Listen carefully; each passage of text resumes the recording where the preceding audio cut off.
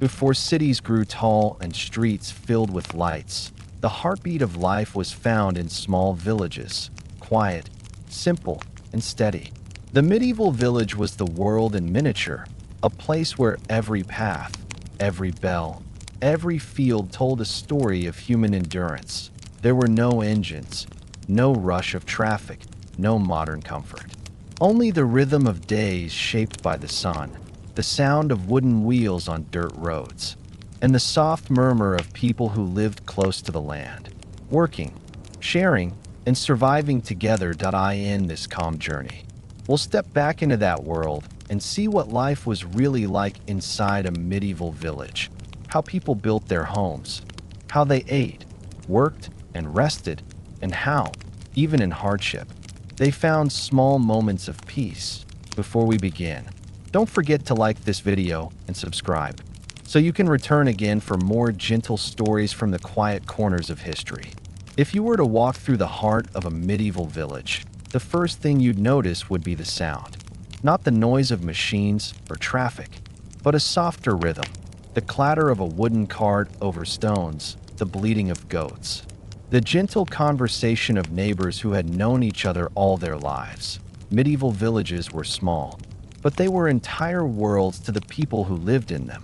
Most held only a few dozen families: farmers, millers, blacksmiths, weavers, and herders, each bound together by the land that sustained them. Every path and every building had purpose. Nothing was wasted, and nothing was done without reason. Life here moved with the pace of nature. At the very center of most villages stood the green, an open space of grass where paths converged, markets were held, and animals sometimes grazed. The village green was both meeting place and boundary, where work and rest overlapped. On quiet evenings, children chased one another while elders sat nearby, mending tools or speaking softly about the day's work. Nearby stood the hall, not the grand stone castle of noblemen, but a timber structure where the reeve or village head held meetings and settled disputes. This was where the villagers gathered to discuss harvests, repairs, and shared responsibilities. If someone's roof needed fixing or the mill well had jammed, it was here that tasks were assigned. Cooperation was not optional. It was survival. Most villages grew around water. A stream or well was the source of everything, for drinking, washing, and sometimes for powering a simple mill.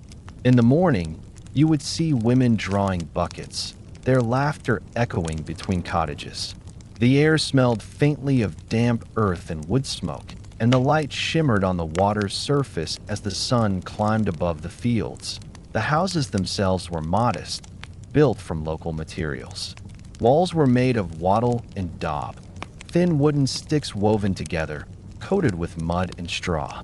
Roofs were thatched with reeds, their edges bound tightly against the wind. Inside, the floors were packed earth, sometimes covered with rushes that were changed every few weeks. In the corner burned the hearth, the center of warmth, cooking, and family life. Its smoke curled up through a hole in the roof, leaving a faint haze in the air that caught the light like mist. Furniture was simple: a table, a few stools, perhaps a chest for clothing. Beds were wooden frames filled with straw, covered with rough linen or wool blankets. Yet for all their simplicity, these homes were filled with life. The smell of bread baking, the hum of conversation, the crackle of fire. Evenings were quiet, but rarely silent. The murmur of neighbors could be heard through thin walls, and the sounds of animals, cows lowing, chickens rustling, formed a kind of background music to village life. The rhythm of the day followed the sun. At dawn, the village stirred. Smoke rose from chimneys, roosters called, and men and women stepped into the fields with tools slung over their shoulders. Fields were divided into long, narrow strips, shared among villagers according to custom.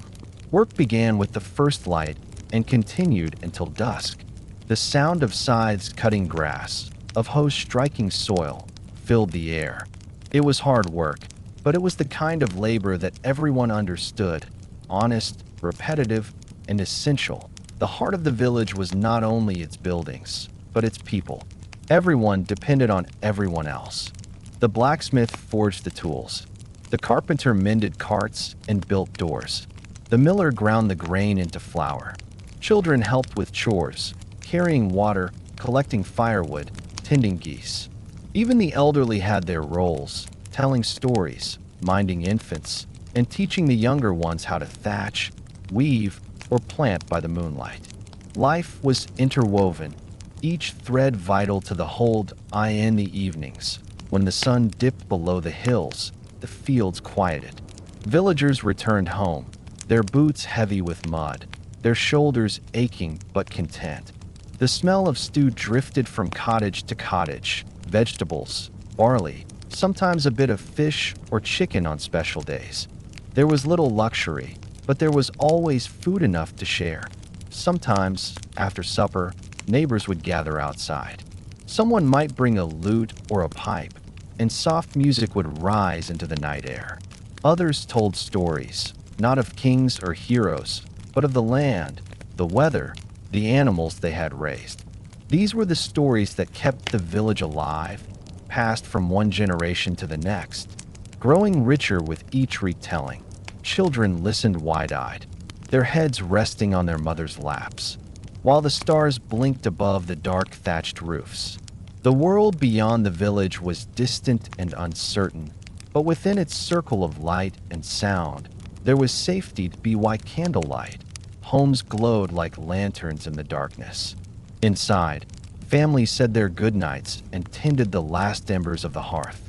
The smoke rose slowly into the cool air, carrying with it the scent of ash and comfort. Dogs curled near the door, guarding quietly. The night settled in, and the village slept, not in silence, but in harmony. The faint whisper of wind through reeds blending with the slow breathing of hundreds of lives resting under the same sky for the villagers. Tomorrow would be the same as today, and that was not a burden, but a blessing. The steady rhythm of work and rest, of planting and harvesting, gave life a sense of balance. Time did not rush. It moved like the seasons, predictable and kind. Even in hardship, in years when crops failed or illness spread, the village endured through togetherness. They shared grain from their barns, repaired roofs after storms, and comforted one another through loss.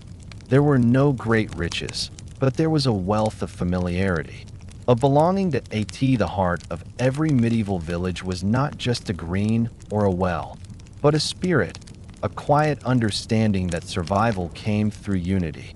No one stood alone, for to be alone was to be lost. The village was both shield and family, a living circle that turned endlessly through time, preserving its people in the rhythm of the earth, even centuries later, when historians traced the foundations of modern towns and cities. The pattern still begins here, in the heart of these small villages. In their simplicity lay the roots of everything that followed: community, trade, memory, and the timeless human desire for home. And though the buildings are gone now, their outlines remain in the landscape, faint ridges, the shape of an old path, a stone where a hearth once burned. The air itself seems to remember. Walk through such a place on a still evening, and you can almost hear it, the faint echo of wooden wheels, the murmur of voices, and the heartbeat of a life that once moved in rhythm with the turning of the earth. If the fields and markets were the hands of a medieval village, the homes were its heartbeats. Each cottage, no matter how small or simple, was a world of its own, a place of warmth against the cold, light against the dark, and familiarity against the uncertainty beyond the village. To step inside one was to step into the rhythm of everyday medieval life. Most houses were built from what the land provided. The walls were made of wattle and daub, a lattice of thin branches coated in a mixture of mud, straw, and animal hair. When freshly applied, the daub was smooth and pale, giving off a faint earthy smell that blended with the scent of smoke and bread. The roofs were thatched with reeds or straw, thickly layered to keep out rain and wind. Over time, moss grew between the thatch, softening the roofline until it seemed to blend with the land around it. The cottages stood close together, often sharing walls or small yards. Paths of beaten earth wound between them, scattered with straw to soak up mud during the rainy months. Smoke curled lazily from the holes in their roofs, marking each home as a small island of life amid the quiet fields. Inside, space was precious. Most cottages had only one main room, with perhaps a small loft above for sleeping or storage. The floor was packed earth, hard and cool beneath bare feet. Rushes, reeds gathered from nearby marshes, were spread across it to keep down dust and add warmth. These rushes were replaced every few weeks, though in truth, many households waited longer. The result was a layered, lived-in scent: smoke, herbs, straw, and thyme. The central feature of every home was the hearth. More than a place for cooking, it was the center of existence. The hearth gave heat, light, and a sense of security that nothing else could. The fire burned almost constantly, banked at night with ash to keep embers alive for morning. Its glow flickered against the low walls, turning them golden. The sound of wood crackling and the smell of smoke became the lullaby of daily life. From the hearth came every meal. A blackened iron pot hung on a chain, swinging gently above the fire. Meals were simple: stews of barley, onions, peas, and roots, thickened with whatever the season offered. Bread was baked on the embers or at the communal oven shared by the village. When grain was scarce, they stretched it with beans or ground acorns. There was no waste. Every crumb was used. Meals were eaten together, often from a single bowl shared among family members. Spoons were carved from wood. Knives were precious tools, kept sharp and passed down through generations. Meat was rare, reserved for special occasions or the luck of a successful hunt. Yet even a simple stew, eaten beside the hearth after a long day, carried a comfort that no luxury could replace. The hearth also provided light. As the sun set, its glow deepened, and the room took on a soft, amber hue. Candles, made from tallow or beeswax, were expensive. Many families could afford only one or two. Instead, rushlights were used, thin reeds dipped in fat, burning slowly with a faint crackle. Their flames wavered, throwing shadows that danced across the walls that night. The cottage was quiet, but rarely still. The sounds of breathing, of the fire's gentle hiss, of wind brushing the thatch above, these became the music of rest. In winter, the cold crept through every crack, so families slept close together, sharing warmth beneath rough wool blankets. The youngest might sleep in cradles near the hearth. The elders in the corners where drafts were weakest. Furniture was scarce but sturdy. A rough table stood near the center, its surface polished by years of use. Benches or stools surrounded it, few families owned chairs. A wooden chest served as both storage and seat, holding clothing, tools, and sometimes precious keepsakes: a comb, a belt buckle, a folded scrap of cloth dyed with rare color. Clothing hung from pegs or rafters. Everyday garments were made of wool or linen, thick in winter, lighter in summer. Women spun thread by hand, the soft rhythm of the spindle filling the evenings. The flick of fiber, the turn of wrist, it was a quiet, patient sound, as ancient as the village itself. Above, in some cottages, a loft held straw mattresses for sleeping. Children often shared space here, whispering stories until sleep took them. The smell of hay and smoke drifted upward, mingling with the cool night air that seeped through the roof. Every home had small tokens of care. Dried herbs hung near the door to scent the air. Polished stones arranged on a shelf, or a carved wooden figure passed down from generations. Though possessions were few, each carried meaning. The walls, though simple, were not bare. They bore the marks of hands that had built them, patched them, lived beside them. Life inside the medieval house followed the rhythm of necessity. At dawn, the fire was stoked back to life. embers glowing red again under the breath of the morning. Water was fetched, grain was ground, the day began. Children were dressed, animals fed, and the cycle continued. Unhurried, familiar, endlessly repeating in bad weather. When fields were too wet to work, people gathered indoors. The crackle of the fire replaced the sound of sighs. Women mended clothes or spun wool. Men carved handles for tools or repaired fences by the door. Children played with wooden toys or pieces of straw, their laughter echoing softly in the small space. These days of confinement were often the most cherished, moments when the whole family was together, safe and warm while rain pattered on the roof. The hearth also marked the passage of seasons. In winter, its fire was constant, the center of all activity. In spring, it became the place for boiling dyes and heating water for washing after months of cold. In summer, it was banked low, used sparingly to keep the air cool. In autumn, it roasted the harvest, apples, grains, herbs hanging from beams above to dry. The smell of each season was different, but always tied to the fire. Even visitors were measured by the hearth. To share its warmth was to be welcomed. To stand apart from it was to remain a stranger. Travelers and peddlers, when allowed inside, were given a seat by the fire and a bowl of stew. In return, they offered stories, news from distant towns, rumors of weather, the rise and fall of lords none in the village had ever seen. Though small, these homes were strong. They stood through storms, through famine, through time itself. Families grew and changed within their walls. Children were born beside the same hearths where their grandparents had once sat. Each generation added its touch, a repaired beam, a new thatch, a mark carved into the doorframe to measure a child's height. And when someone passed away, the home carried their memory. The fire was banked low, the air still, the family gathered in silence. Death was not distant. It was part of life, as close and familiar as the warmth of the fire. Outside, the village moved in rhythm with these homes. Every hearth smoke that rose in the morning was a sign of life, of families waking, of work beginning. At dusk, when the smoke thinned and the sky turned gold, the village seemed to breathe out as one.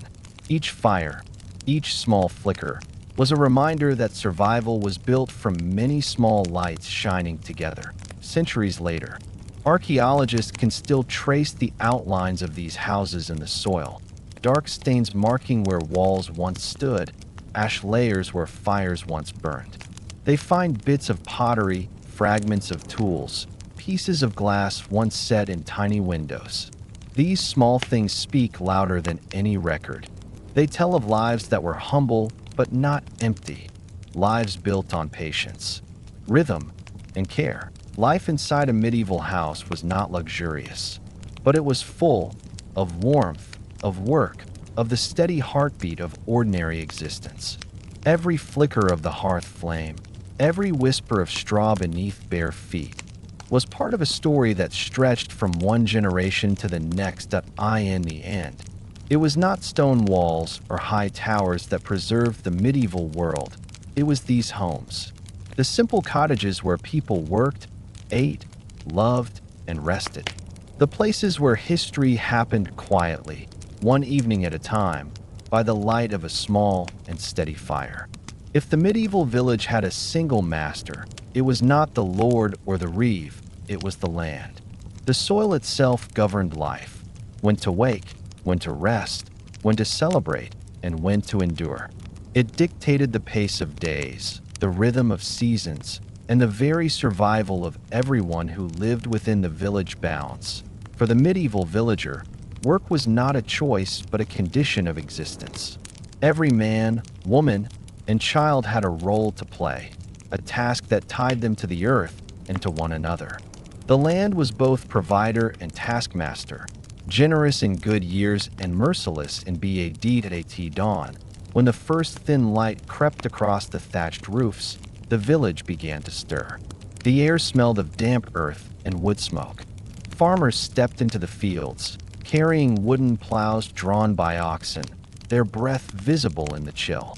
The sound of hooves on frozen ground, the creak of leather harnesses, and the low murmur of voices formed the morning's music. Plowing was the first and most important act of the year. It turned the earth, breaking it open to receive the seed. The plow itself was simple, a heavy wooden frame tipped with iron. It carved long furrows through the soil, marking the start of another cycle of life. Each furrow was a promise that the earth would yield, that the village would eat, that another year would come and go. Men walked behind the oxen, guiding the plow with firm hands.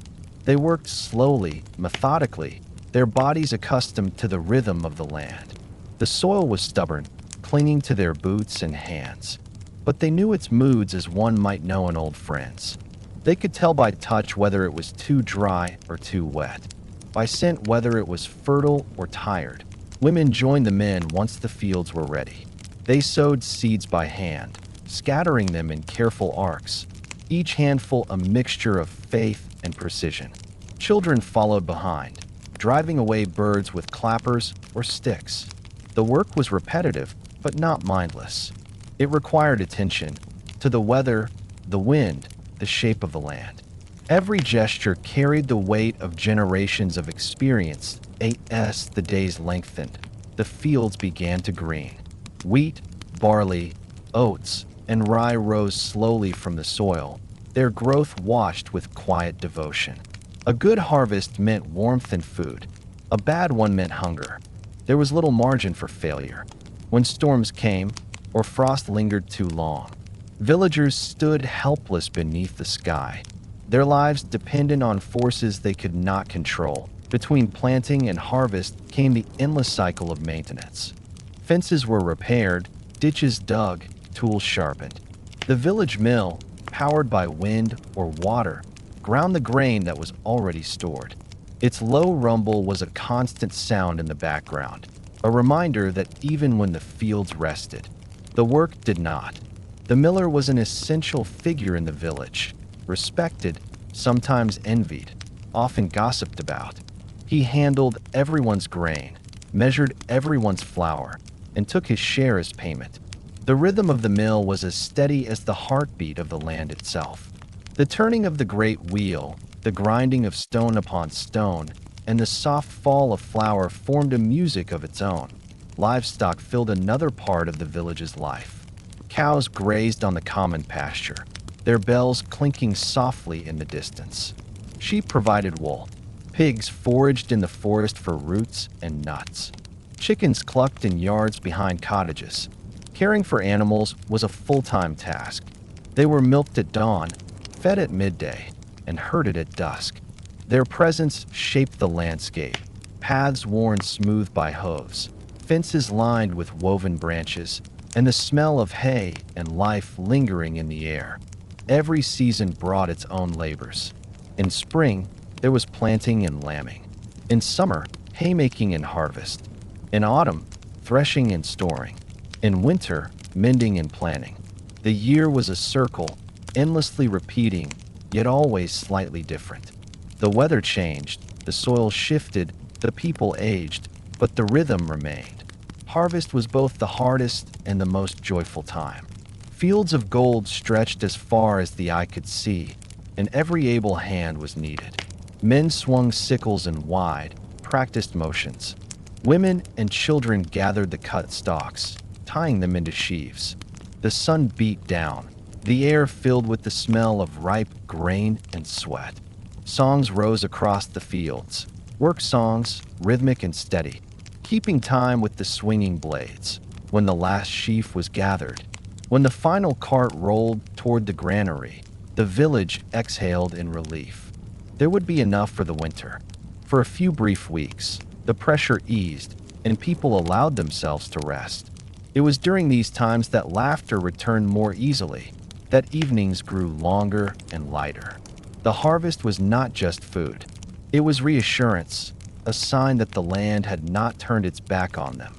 Yet even in these moments of peace, work never fully stopped. The tools had to be cleaned, the thatch repaired before winter storms, the animals prepared for the cold.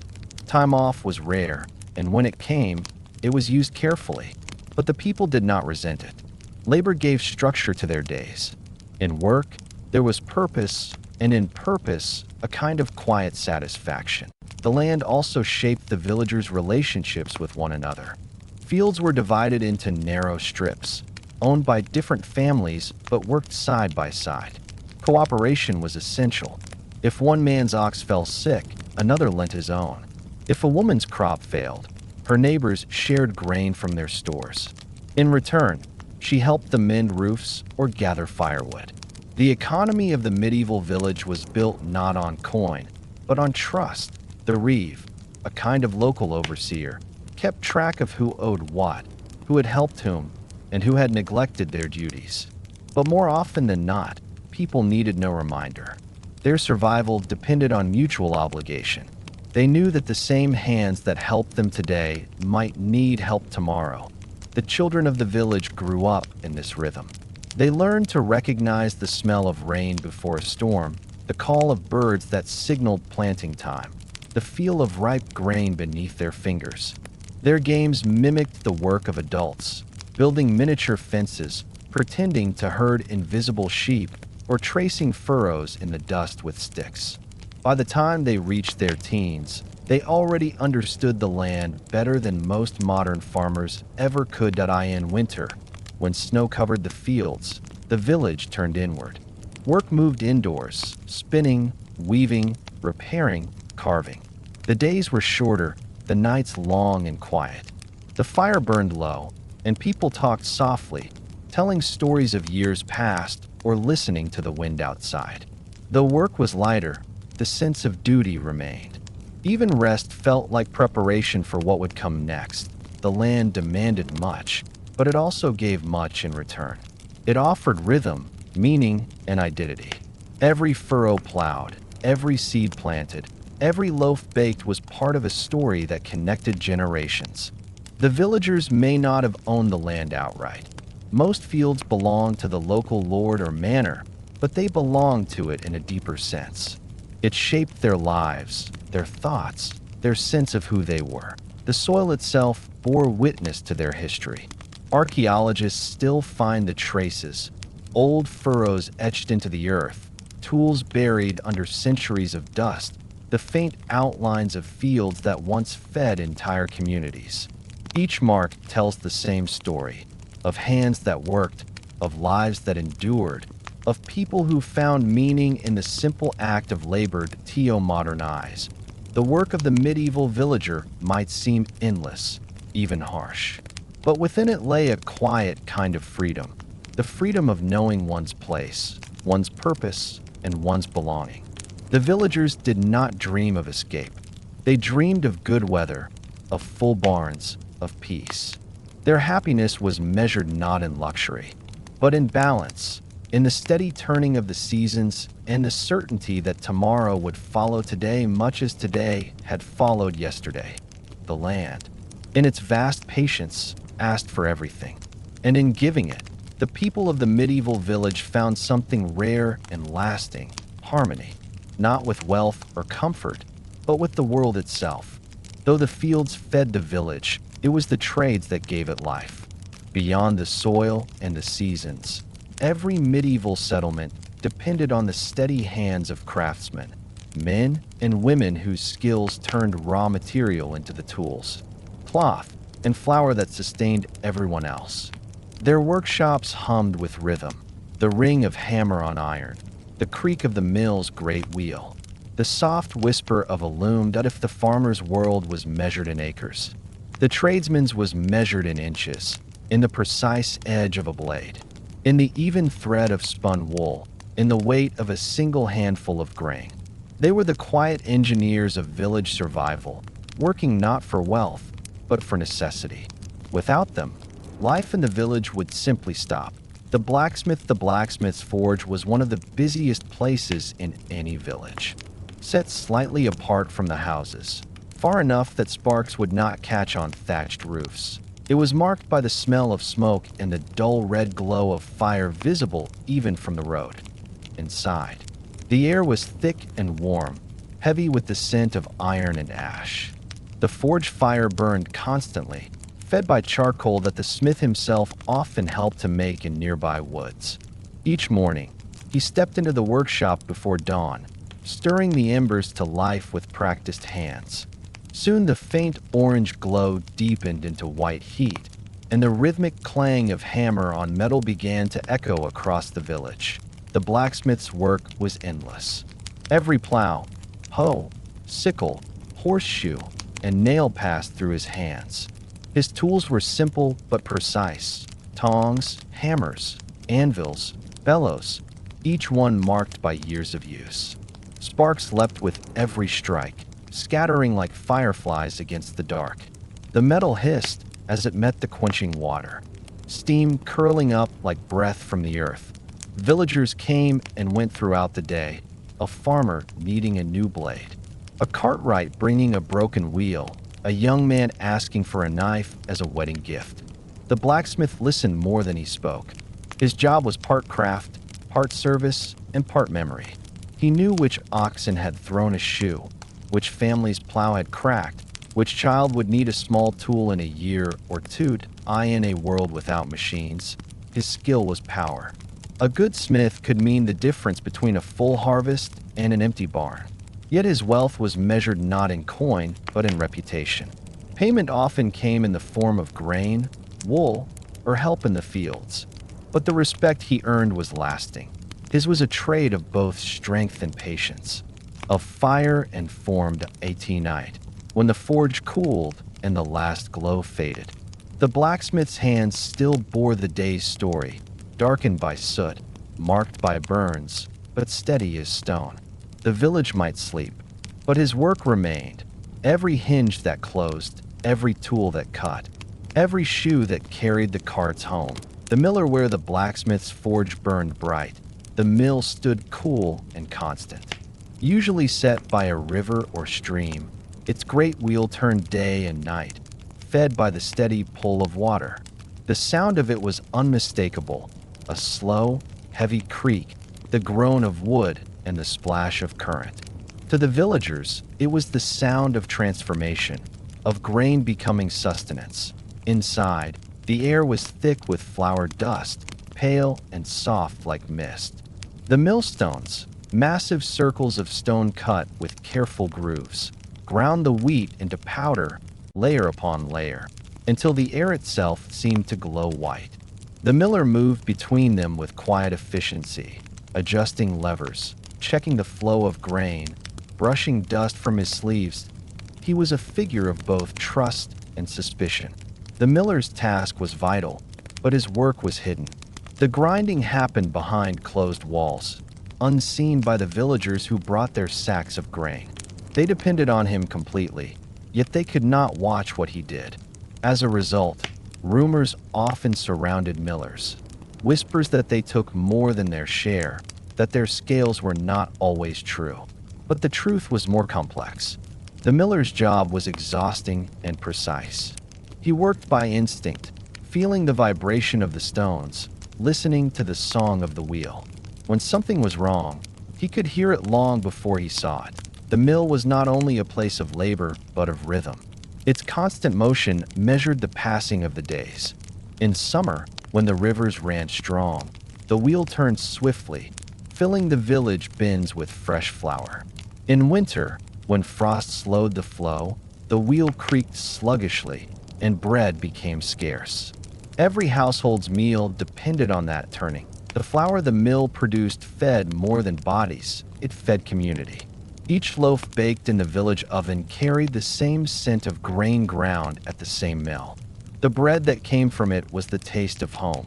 When the day ended and the wheel slowed to a stop, the mill fell silent, except for the drip of water from the paddles and the rustle of mice in the grain sacks.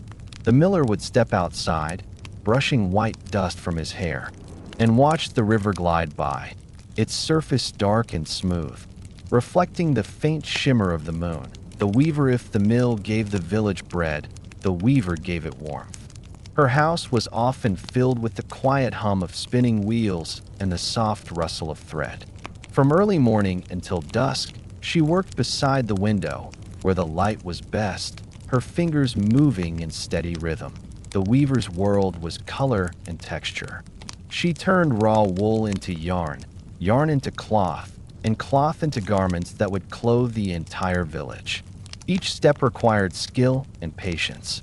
The wool first had to be washed, carded, and spun, drawn out in long strands and twisted carefully so it would not break. The sound of the spindle, a faint whir, a soft sigh, filled the air like a lullaby. When enough yarn was ready, she moved to the loom. The wooden frame stood tall, its threads stretched tight like the strings of an instrument. Each pass of the shuttle, each press of the pedal, added another line to the growing fabric. The rhythm was hypnotic. Clack, thump, pull, a sound that spoke of both labor and peace. The weaver's cloth found its way into every home. Some became shirts and cloaks, others blankets or sacks. Brightly dyed pieces, rare and costly, might be saved for special occasions. But even the plainest cloth carried value. It was durability, comfort, survival. The work of weaving was slow, yet deeply satisfying. Each finished piece was a quiet triumph, proof of skill, patience, and time well spent. In the evenings, when her work was done, the weaver rolled up her cloth and sat by the hearth, her fingers still tracing invisible patterns in the air, the rhythm of craft together. These trades, the blacksmith, the miller, the weaver, formed the backbone of medieval life. Each depended on the others. The smith's tools plowed the land that grew the grain the miller ground into flour. The weaver's cloth clothed them all. The village was a web of effort, every thread connected. Work never truly stopped. When the smith rested, the mill turned. When the mill paused, the loom continued. The soundscape of a village was a living symphony of human persistence. Hammer, wheel, and thread weaving together the song of survival. There were no clocks, no strict hours. Time was measured in sound and light, by the ringing of the anvil, the slowing of the wheel, the dimming of daylight through the window. When the sun fell, tools were hung and fires banked. The craftsmen stepped outside, stretching their tired limbs, watching the smoke drift upward into the cool air. Their work shaped not only objects but identity. To be a blacksmith, a miller, or a weaver was more than an occupation. It was a calling passed through generations. Skills were taught by imitation, a son watching his father's hands, a daughter learning her mother's patience. These crafts bound families as firmly as the soil bound the village itself. And though their tools have long since rusted, their legacy remains. Every time a door creaks on its hinge, every time a loaf rises warm from the oven, every time fabric rustles against the skin, a fragment of their world lingers in the medieval village.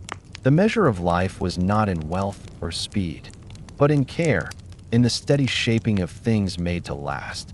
The blacksmith's fire, the miller's wheel, and the weaver's loom all told the same story, that even in a world without machines, human hands could build something enduring, something beautiful in its simplicity. In the medieval village, food was not only sustenance, it was time itself. The rhythm of eating followed the rhythm of the seasons, the soil, and the weather. There were no supermarkets or pantries stocked for months. What the land gave, the people ate. When it rested, they endured. Every meal was a quiet reflection of nature's generosity, or its silence. For most villagers, food was simple, familiar, and deeply tied to daily labor. Breakfast, when it existed, was little more than a piece of bread dipped in ale or warm broth left from the night before. The main meal came at midday, when the body needed strength for the hardest work. Supper followed at dusk, eaten in the fading light.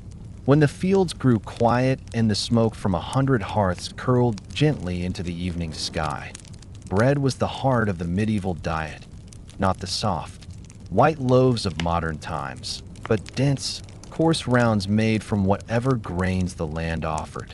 Wheat was rare and precious, grown mostly on good soil near the manor.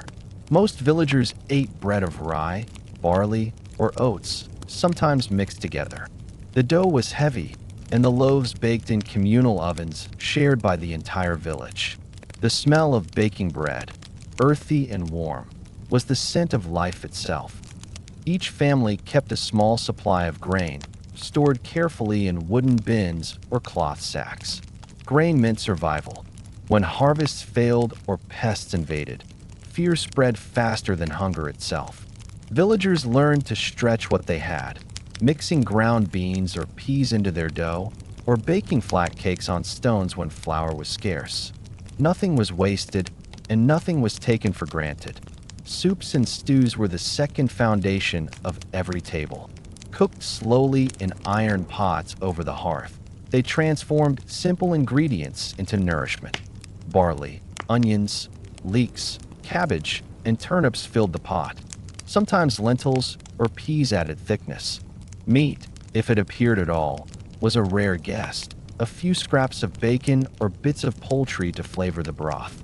The aroma of these stews filled every home, a soft, steady comfort at the end of long days. The medieval villager's sense of taste was shaped by what could be preserved.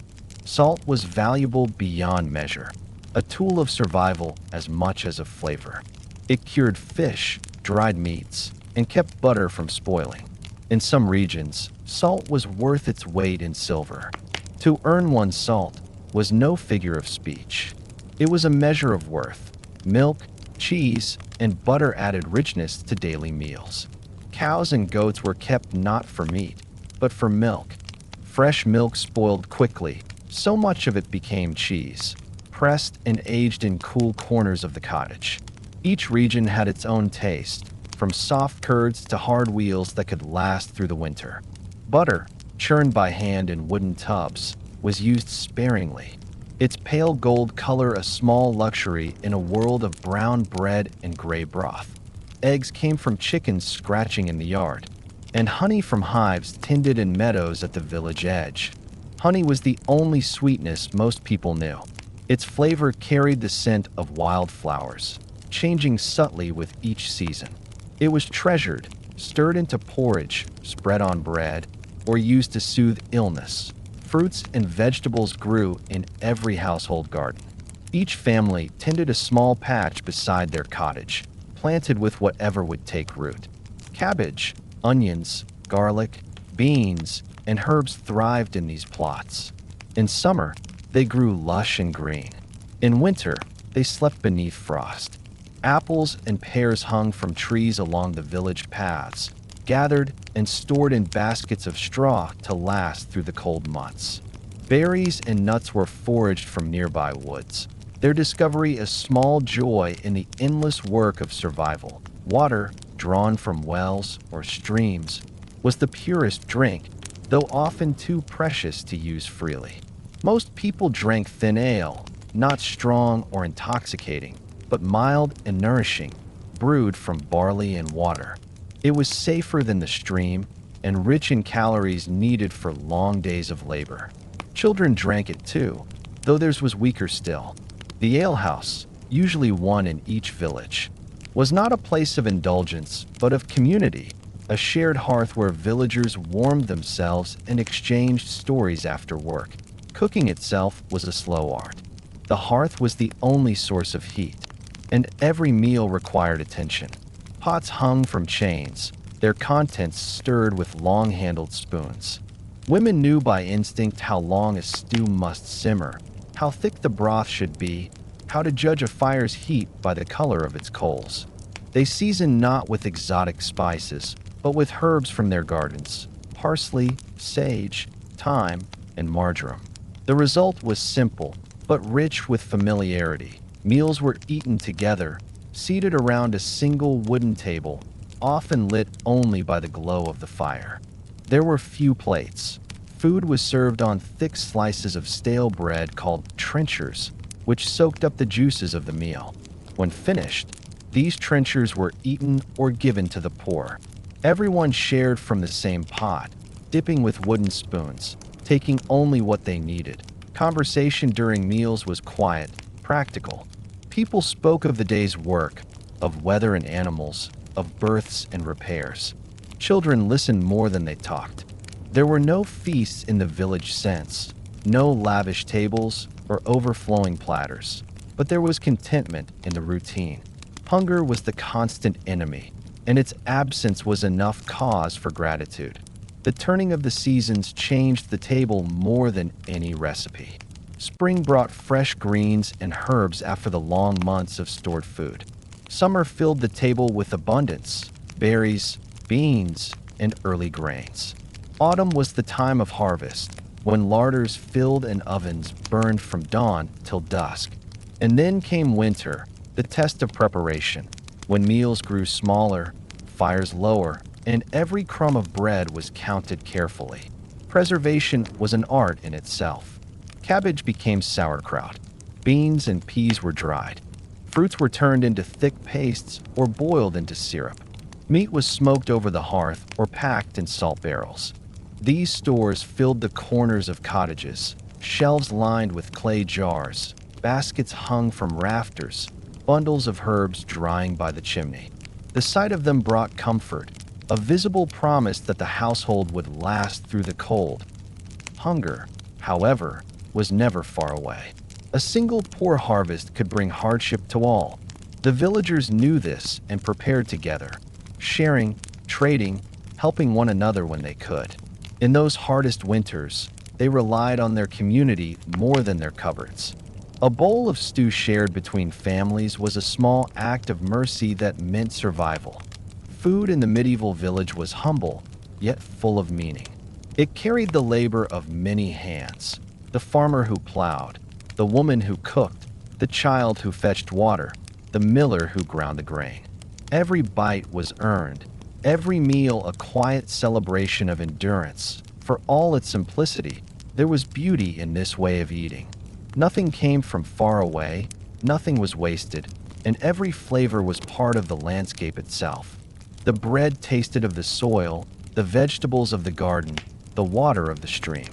To eat was to know one's place in the world, to taste the seasons, the weather, the work. When night fell and the day's tools were set aside, families gathered once more around the table. The light flickered on their faces, soft and golden. Outside, the wind brushed against the thatch, carrying with it the smell of damp earth and distant fields. Inside, the last meal of the day was shared in peace. There were no feasts of luxury, no silver dishes or endless courses. But there was bread, warmth, and togetherness. And for the people of the medieval village, that was enough. In the medieval village, clothing was not fashion, it was survival. Every thread, every stitch, every patch told a story of labor, resourcefulness, and time. Clothes were not bought. They were made from the earth, the sheep, the flax, and the steady rhythm of human hands. When dawn broke and the mist lifted from the fields, villagers dressed for work, not for display. Their garments were plain but purposeful, shaped by the seasons and the tasks of the day. In winter, they wrapped themselves in thick wool cloaks that kept out the biting wind. In summer, they wore lighter linen tunics, worn soft by years of washing and repair.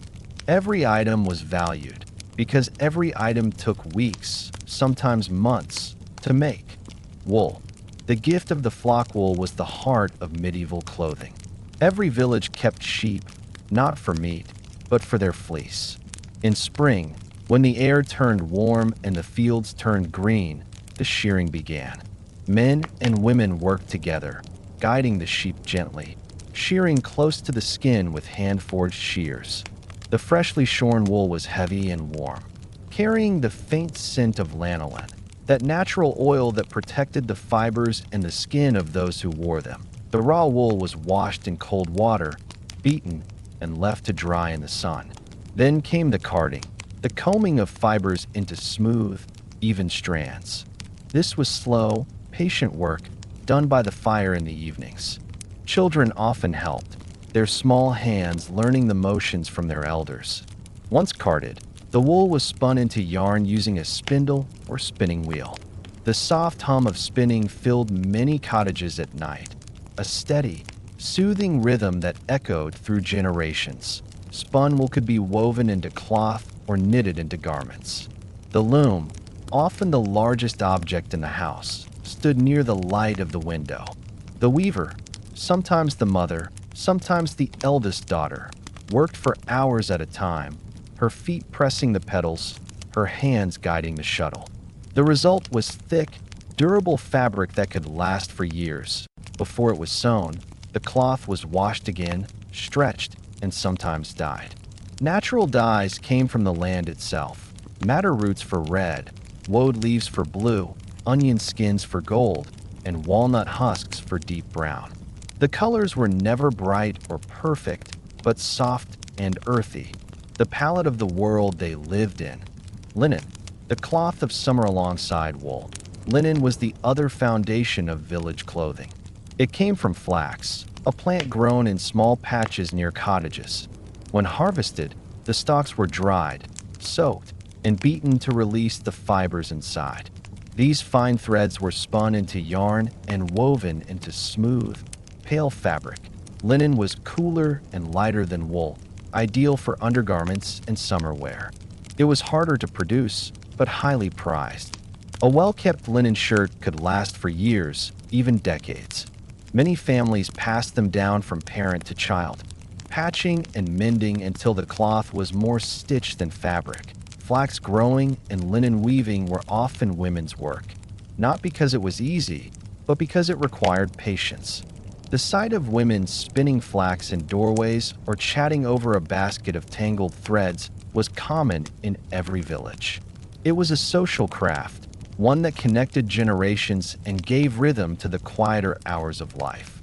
Everyday garments, the typical villager owned only a few pieces of clothing. A man wore a tunic, long enough to reach the knees, with a belt around the waist. Beneath it, he might wear a linen shirt and woolen hose tied with cords. In cold weather, he layered with a cloak or hood, sometimes lined with fur from rabbits or sheep.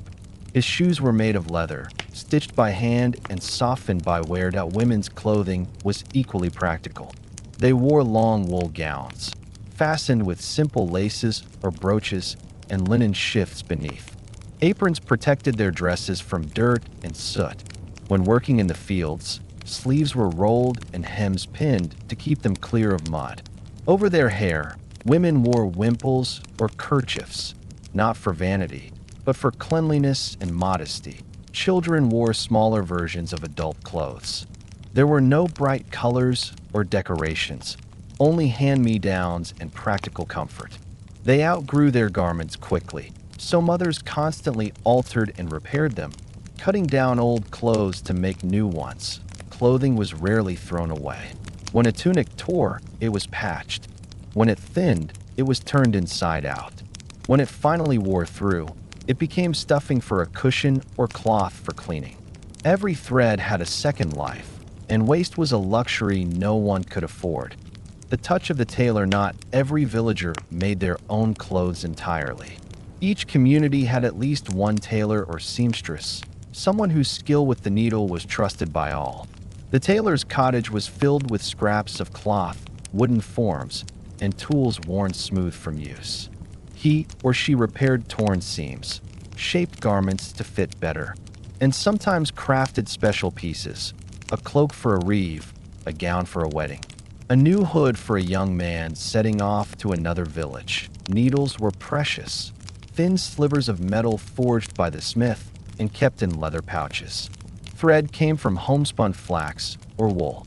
A good tailor's hands were calloused but gentle, and their eyes sharp even in dim light. They worked by the glow of the hearth, stitching in silence, their concentration unbroken except for the occasional hiss of the fire or creak of the stool beneath them.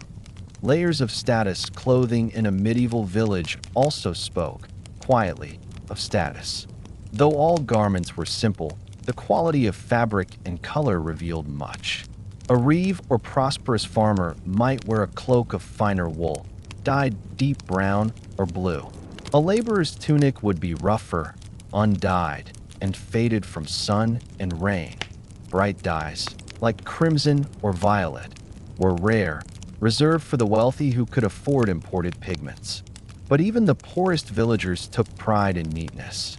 Clothes were washed, mended, and kept as clean as possible. A well-patched tunic was a mark of care, not shame. The ritual of washing and repair laundry was hard, physical work. Clothes were washed in streams or wooden tubs, beaten with paddles, then rinsed and spread on bushes or grass to dry. Soap, when used, was made from ash and fat, harsh on the hands but effective.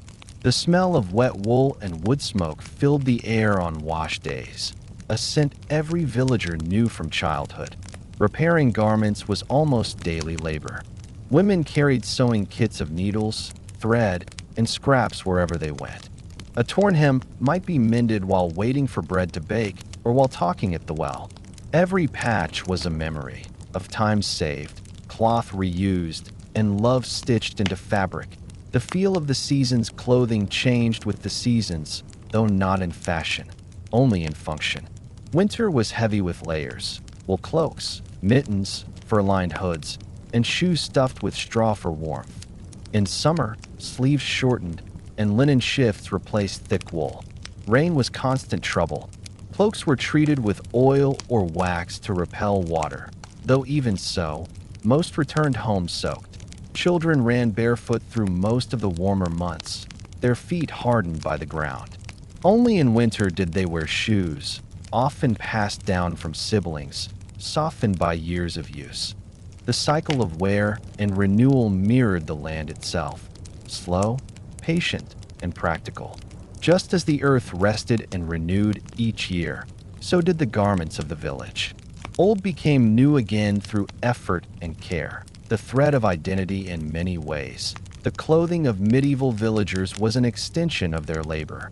The shepherd wore the wool he raised, the spinner wove it, the tailor shaped it. Their garments were born from their own hands, their own animals, their own soil. In that sense, their clothing was as personal as their homes. When a man walked to the fields in the morning, his tunic smelled faintly of smoke and lanolin. When a woman stood by the hearth spinning wool, her hands carried the scent of soap and flax. Their clothes bore the traces of their days, a stain from bread dough, a tear from thorns, a patch from last winter's cold. It was not fashion, but a map of life. Even centuries later, archaeologists find fragments of wool, bits of thread, and rusted pins buried in the soil of old villages. These tiny remnants speak of care, skill, and continuity. They remind us that the people of the past, though they lived simply, valued the same comfort, dignity, an expression that clothing still gives today. Their garments may have been humble, but they carried warmth, not only of body, but of belonging. In a world where everything was made by hand and shared among neighbors, every thread bound the community a little closer. And when night fell, and the firelight glowed softly on wool and linen, those clothes, heavy with the scent of hearth smoke and the day's work, became blankets of familiarity. They were proof that even in the simplest lives, there was beauty in creation and pride in the things made not for show, but for life itself. In a medieval village, time did not belong to clocks, it belonged to light. The sun, the shadow, the crow of the rooster, and the ringing of distant bells were the only keepers of hours.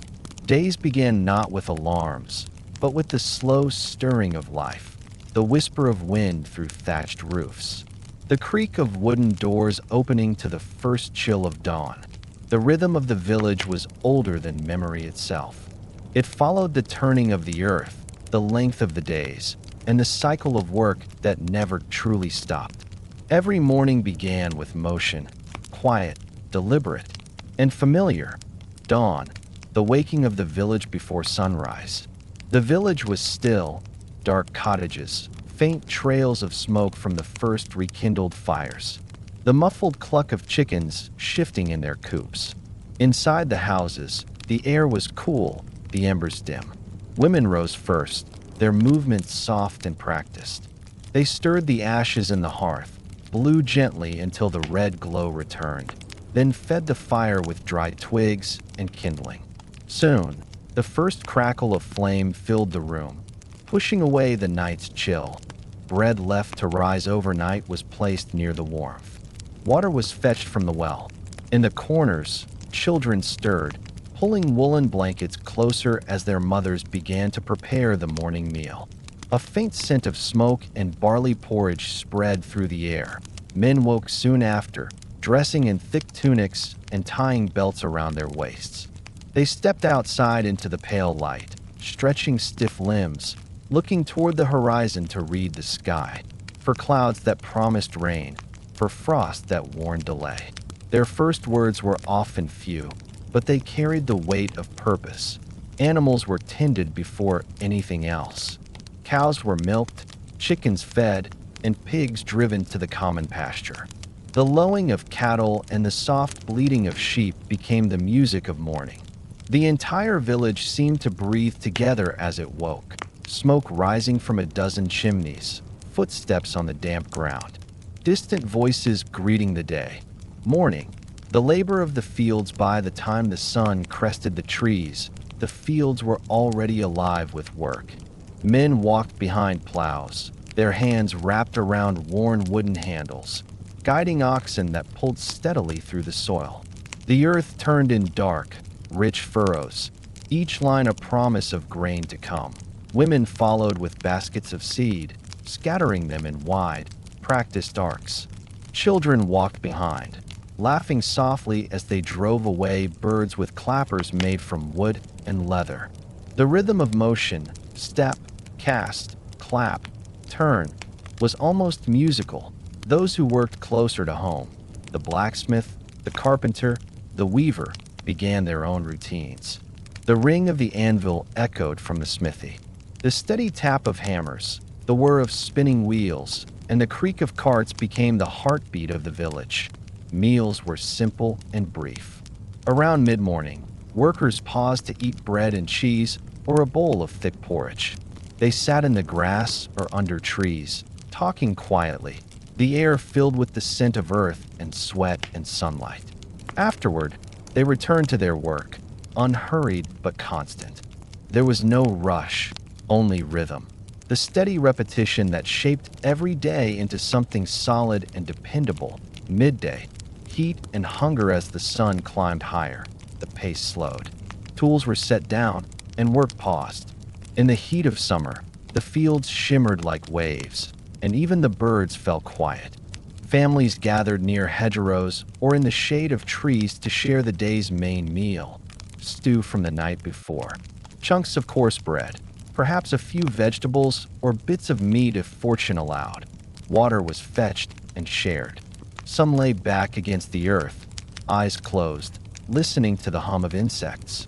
For a brief moment, time softened. The fatigue of morning faded into stillness, but rest never lasted long. The afternoon was waiting, fences to mend, carts to repair, hay to turn, grain to carry. The rhythm resumed, slower but steady. Even the smallest tasks mattered, for neglect in summer meant hunger in winter. Afternoon, the work of hands in the cottages, women's labor continued. Laundry was done in wooden tubs, beaten and rinsed in the nearby stream. The sound of water slapping against cloth mixed with laughter and talk. Lines of linen fluttered in the breeze, pale banners of everyday life. Children fetched water or gathered sticks for the fire. Some helped spin wool, their hands clumsy but eager. Others carried messages or brought food to the men in the fields. Their laughter carried across the hedges, lightening the long hours. Craftsmen worked until the light began to fade. The blacksmith hammered the last horseshoe of the day. The miller checked the grain flow. The carpenter shaped handles and wheels. Each man worked with focus, not from haste but habit. There was peace in repetition, a satisfaction in knowing that what one built or made that day would serve someone tomorrow. Evening, the return as the sun dipped toward the horizon. The village shifted once more. Shadows grew long, the air cooled, and the smell of supper began to drift through the streets. Farmers led their oxen home, their boots heavy with mud. Children ran ahead, calling to one another. The day's fatigue settled in, but so did a quiet contentment. Work was done. The land had given what it could. People moved slower now, speaking softly, their faces warm in the last light of the sun. Inside the cottages, fires were stoked high again. Stew simmered in iron pots, filling the room with its rich, comforting scent. Bread was cut, bowls filled, and families gathered around the table.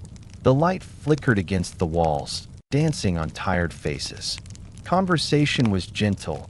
The weather, the animals, the work yet to come. Outside, the sounds of the village softened. Cows lowed in their pens. Dogs barked once or twice, then fell silent.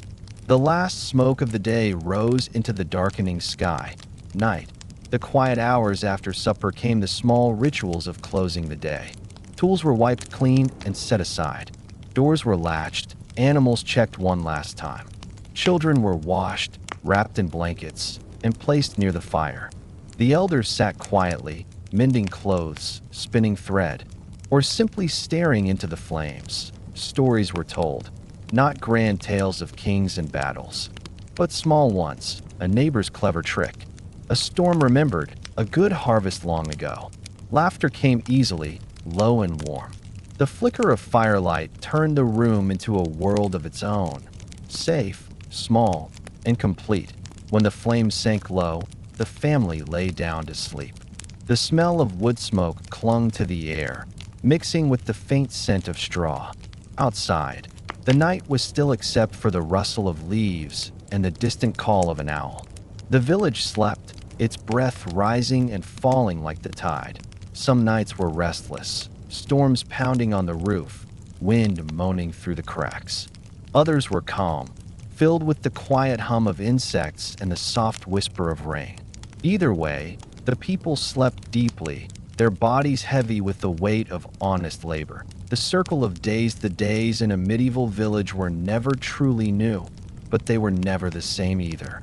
Each sunrise brought the same tasks, yet each day carried its own small differences. A change in the weather, a birth, a loss, a laugh shared in passing. Time moved not in lines but in circles, turning as surely as the mill wheel or the seasons themselves. There was no rush, no sense of falling behind. The villagers' days were measured not by schedules, but by necessity. They woke when light returned and rested when darkness fell. Life unfolded at the speed of the earth, steady, slow, and enduring. To it was a rhythm that shaped their bodies and their minds. They were strong not because they chased time, but because they lived within it. Each morning they began again, and each night they ended with the same peace, the knowledge that they had worked, shared, and survived together. If you were to stand in such a village today, centuries later, the rhythm would still seem to hum beneath the ground. The soil remembers the footsteps, the air remembers the smoke, and the silence remembers the songs sung between fields. It is the same rhythm that has always guided human life, the turning of work into purpose, of time into belonging, of days into history. In a medieval village, childhood was brief, not because it was unloved, but because life demanded hands as well as hearts. Children were born into a world that moved slowly, yet asked much from them. From their first breath, they became part of a rhythm older than memory, one that carried them from cradle to field with quiet inevitability. The first cry, a child's first cry in a medieval village, was both ordinary and sacred, a sound that mixed with the lowing of cattle, the wind through the thatch, the crackle of the hearth. Babies were usually born at home, surrounded by mothers, grandmothers, and neighbors who had seen this miracle many times before. There were no doctors, no bright lights, no cold instruments, only hands that knew the weight of new life, voices that spoke softly, and firelight that flickered across the walls. The newborn was wrapped in swaddling bands, strips of linen wound snugly to keep the limbs straight, and placed near the warmth of the hearth. The mother rested, the midwife cleaned, and the house filled with a hush that followed the storm of birth. Outside, life went on. Animals still needed feeding. Bread still needed baking. But inside that small room, time seemed to pause. Every new child meant another future for the village. Another pair of hands to carry its endless work forward. Yet survival was never guaranteed. Illness, cold, or hunger could take young lives easily. That fragility made the living all the more precious. Parents loved fiercely, even if their love was tempered by the knowledge that not every child would reach adulthood. The early years, a baby's world was small, the mother's arms. The smell of smoke, the rhythm of a cradle rocked by a foot while hands worked at spinning or kneading dough. Toys were simple: a carved wooden animal, a bundle of rags tied into a doll, a smooth stone that fit perfectly in a small hand. Laughter came easily. So did tears. As soon as a child could walk, they began to help. Little fingers reached for twigs to feed the fire. Small feet followed mothers to the well. There was no clear line between play and work. Both were learning, watching, listening, copying. That was the medieval child schooled at by the age of 5 or 6. Children knew the daily rhythms of their world. When the animals were fed, when the bell for market sounded, when the fields called for help. Boys learned from their fathers, following them to the fields or workshops. Girls stayed close to their mothers, learning to spin, sew, and bake.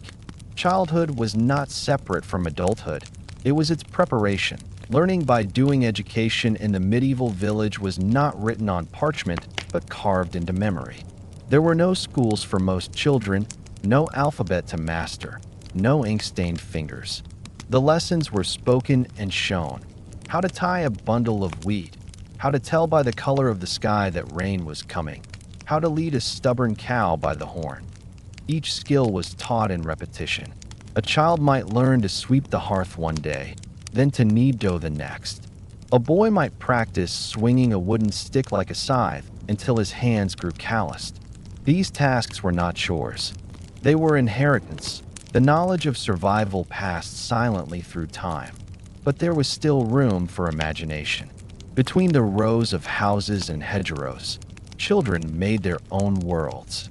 They played with hoops made from willow branches, rolled wooden balls, raced barefoot through the dust. They built small forts from sticks, pretending to defend the village, or played at being millers and blacksmiths. Their laughter echoing across the green in winter when frost covered the fields. Children slid on frozen ponds, their breath rising in clouds. They gathered by fires at dusk, listening to stories, tales of clever animals, wandering travelers, or strange happenings in faraway towns. These stories were their books, carried in memory, passed from one generation to the next.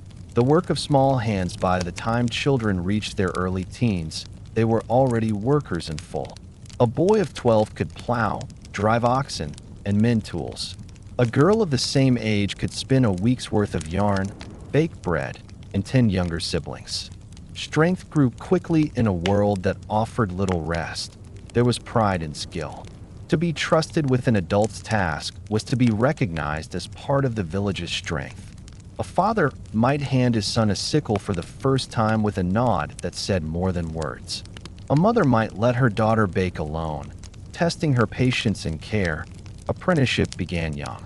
Some boys were sent to work with craftsmen, blacksmiths, millers, or carpenters, learning trades that could sustain them for life. They swept floors, pumped bellows, fetched tools, and watched closely. Years of observation shaped their hands into the tools of their trade. Girls, too, became apprentices of a kind, though their learning often stayed within the household. They watched their mothers manage the home, balancing food, fire, and fabric, until those skills became second nature. Some, if fortunate, learned weaving or dyeing, skills that could earn extra coin for the family. The joys and hardships of youth. Though life was hard, it was not joyless. Children found wonder in small things: the first snow of the year, the birth of a lamb, the rare treat of honey spread on bread. Festivals brought laughter and games, even for the poor. On market days, the village filled with color, and children darted between stalls, marveling at fabrics and tools they had never seen before. But hardship was always near. Winters were long, food scarce, and sickness common. Children learned endurance early, how to face hunger with patience, how to bear cold with silence, how to find warmth in each other's company. In this way, they grew not only in body, but in spirit. The line between play and labor, laughter and loss, was thin. Yet those who survived their childhoods carried a strength that shaped their whole lives. They learned resilience not from lectures, but from living. The bonds of the village. In the village, every child belonged to everyone. Neighbors watched over one another's sons and daughters. If a mother was ill, another woman nursed her child. If a father was away, others taught his son the trade. This shared care bound the community together. Older children cared for the younger, holding their hands as they walked to the stream or soothing their cries at night. The sense of responsibility began early, an understanding that life was a web of mutual care. The laughter of children was more than sound. It was proof that the village endured. Their voices wove through the hum of work, lifting spirits even in lean times. When they sang, simple songs learned by ear, the melody seemed to fold into the very air, blending with the chirping of birds and the turning of the mill wheel. The threshold of adulthood arrived quietly. There was no single ceremony to mark it, only the slow fading of childhood habits and the taking on of adult tasks. By 14 or 15, most were already part of the working world. Boys joined the men in the fields full-time. Girls managed homes, spun cloth, or helped deliver babies. Marriage could come early, often by the late teens. Life expectancy was short, and so life moved quickly. Yet even in such haste, there was dignity. A young couple might begin with little more than a single room and shared dreams, but those dreams were enough. Some left the village altogether, seeking work in towns or service in a lord's household. Most stayed, continuing the same patterns their parents had known. Yet wherever they went, the lessons of childhood, patience, endurance, cooperation, remained their compass. Memory in the fields centuries later, the traces of these childhoods linger. Archaeologists have found small shoes no longer than a hand, marbles made from baked clay, tiny spoons carved with care. These objects, humble and fragile, tell of a world where even the smallest things were made by hand and cherished deeply to modern eyes. Medieval childhood may seem harsh, but it was rich in connection to family, to work, to nature. The children of that world grew up knowing where every loaf came from, how every cloth was woven, how every day depended on the strength of many. They belonged, not in theory, but in truth. Their world was smaller, but perhaps it was more complete. They learned early that every sound, every touch, every face around them mattered. They knew the peace of belonging to something larger, a living rhythm of work, rest, and love that carried them from birth to death, as it had carried their ancestors before them. And those centuries have passed. The echoes of their laughter still seem to rest in the air above forgotten villages, in the whisper of wind across the grass, in the soft creak of old timbers, in the faint traces of paths that once led home. Because childhood, no matter how distant, leaves something behind, a memory, a feeling, a breath of warmth that never truly fades. When we look back across the centuries, the medieval village seems small, a cluster of thatched roofs beneath a vast sky, surrounded by endless fields. Yet within that small circle of earth and wood, entire worlds were lived. The people who walked those narrow paths and tilled that soil did not think of themselves as remarkable. They did not write great histories or build monuments meant to last forever, but their quiet endurance, their work, their patience, their closeness to the land became the foundation of the world that came after. In every modern town, every city street, every stretch of farmland, you can still trace their rhythm. The patterns of roads often follow the same lines once marked by oxen and carts. The boundaries of fields, the names of rivers, even the shape of villages today, all whisper echoes of that earlier age. What makes the medieval village endure is not its architecture or its tools, but its way of life. It was a world built on balance between labor and rest, solitude and community, human effort and nature's will. The villagers understood that to survive, one must listen to the wind, to the soil, to one another. Their days were not easy, but they were whole. They rose with the dawn, worked until the light faded, and rested knowing that their labor had meaning. Every loaf of bread, every woven cloth, every harvest was the result of shared effort. In that cooperation lay a quiet strength, the kind that sustains rather than conquers. Even in hardship, they found contentment. They did not chase abundance. They cherished enough. They measured life not by what they owned, but by what they could keep alive: their children, their crops, their hope in the silence of their evenings. As they sat by the hearth, the flicker of firelight painting the walls with soft gold, they must have felt the same calm that still visits us now. That peace which comes when work is done and the world is still. Centuries have passed, yet something of that stillness remains. It lingers in the quiet hum of a countryside road, in the smell of wood smoke on a cool night, in the distant sound of bells across a valley. The past never truly leaves us. It settles softly beneath the present, like the old foundations beneath new floors. Remember, the medieval village is not just to study history. It is to remember simplicity, connection, and the dignity of small lives well lived. It is to be reminded that progress need not erase the past, but can grow from its patience. When we slow down enough to listen to the creak of wood, the rustle of trees, the murmur of people working together, we hear the same music they once heard, the rhythm of living close to the earth. And perhaps that is why their world still feels familiar.